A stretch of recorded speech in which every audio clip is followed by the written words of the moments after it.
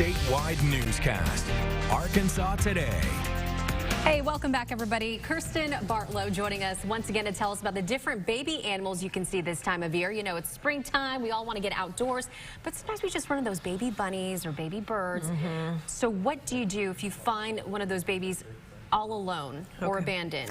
And our instinct is, oh, I want to save it, I want to help it. But so many times that baby is not abandoned or orphaned. Both parents may be nearby watching, and if you go and mess with the little baby animal, you could be disturbing it and, you know, hurting its well-being. So watch from afar. Mom and dad are nearby. You know, really good example right now in people's backyards, robins. The babies are fledging, they're getting their feathers, and a lot of times they end up down on the ground. Well, mom and dad are still going to come feed the youngster even though it's out of the nest.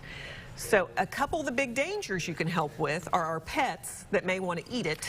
And our careful with that.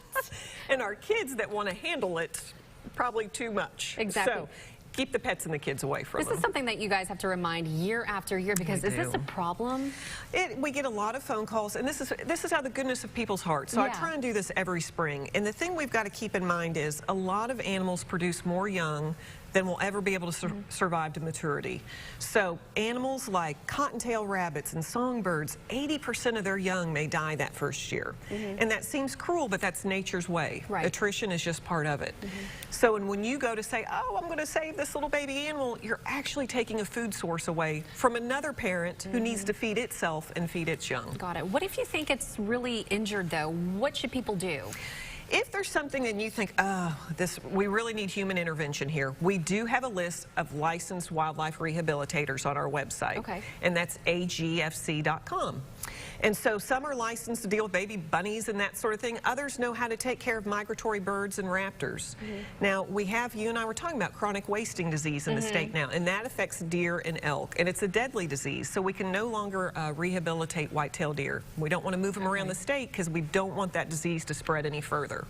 So, and these folks are volunteers, so something to keep in mind is donations help, you know, taking the animal to them. So they're doing this on their own dime and their own time. And then that number and the website?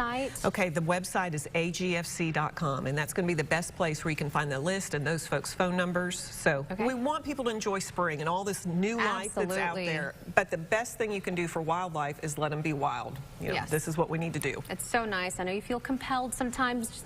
Everybody wants to take pictures, but you know, just leave it alone. And she already gave you the website as well. Go ahead and check it out. A long list of people there that can help. Thanks so much for joining us today. Thank you. All right, we'll be right back.